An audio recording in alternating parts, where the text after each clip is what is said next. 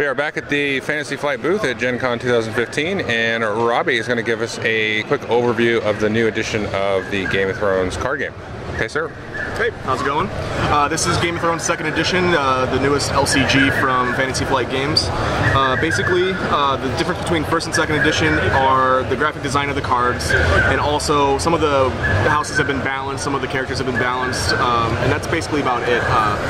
So what we're looking at here is a demo situation with the Starks, and I have the Lannisters. What you do is you're going to, at the beginning of your turn, you're going to draw 7 cards, and you get to place 8 gold worth of characters and land cards out on the table on your tableau. You also will have a stack of plot cards here, and these are going to be like a long-term strategy type thing. The first thing you do on your turn is you're going to look through your plot decks, and you're going to pick a card, and then you're both going to reveal it at the same time, and you're just going to do what it says on here. So this one gets to choose and kneel a character. Kneeling is going to turn that character over and leaves them unable to use their powers and use them for challenges. So the second part of a turn is you're going to draw. So you're going to draw back up to 7 after you get the 8 cards here, or your 8 worth of cards. And then you're going to draw back up to 7, and then you're going to draw 2 cards. That happens every turn. Okay. And then you're going to get to marshal characters. Marshalling means that in your hand, you get to spend your gold, which is going to be determined by your plot card. That's how much gold you get every turn, and it's going to be different depending on the plot card you have. You get to spend that gold on characters, and you get to put them out, so I would be able to spend my 5 gold. It's always best to try to spend a lot of gold, because your gold is going to go away at the end of a turn. Okay. After that, after both players have marshaled, you get to do challenges. So there are 3 types of challenges in Game of Thrones card game. There are intrigue challenges, power challenges, and military challenges. So military challenges, what you're going to do is you're going to announce it, and you can say, let me get another military out here. Say I got both of those out, I can turn them over and say I'm going to do a military challenge with both of these with a total strength of 6. Okay. The defender then has a chance to exceed that strength.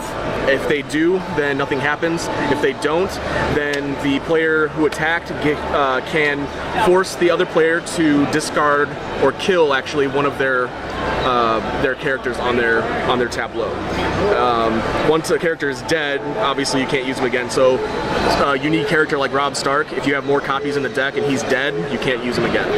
Okay? Hey man, an intrigue challenge is the green here. All the challenges work the same mechanically. It's the reward that's different. So intrigue challenges are going to let you discard a card from your opponent. How many of those you get to do is dependent on the number on your plot card here.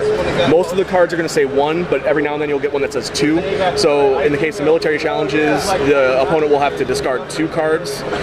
Intrigue, you get to take 2 cards out of their hand. And then power, the reward is to take power. That is the point of the game. You're trying to get 15 power. If you ever have 15 power, you win. Actually, I'm sorry, when you do power, you're actually going to steal power from your opponent. Okay. So that's how that works. So you guys are all in the... Then throughout the deck, like I said, there's characters, there are, let's see, there's equipment that you can attach to characters that'll buff them. There are, let's see, land cards, there are event cards such as this one, and event cards will always say when you can play them. So, for example, this one can be played as a reaction to something, and so that's pretty much it. That's how the game works. It's very similar to 1st edition, but a lot of the stuff has been rebalanced. There's new art, new graphic design. Okay. Like that. So the basic turn structure looks like it's pretty much the same. Yes. Yeah. Now in the 1st edition, there was the different tokens you could take. I think it was only for multiplayer, if I remember. Oh yes, yeah. Yeah. So those aren't here. They will be in card form this time. Oh, okay. So the board has been taken out because I think they're going to be there's going to be a lot of different houses this time around. Right. So they're going to add the Night's Watch, Martell, and Greyjoy are going to be in the box this time instead of as separate expansions. Okay. So yeah. And then does this play more than 2 still? It does, yeah. Okay. It plays up to 4. Cool. Awesome. Thank you. You're welcome.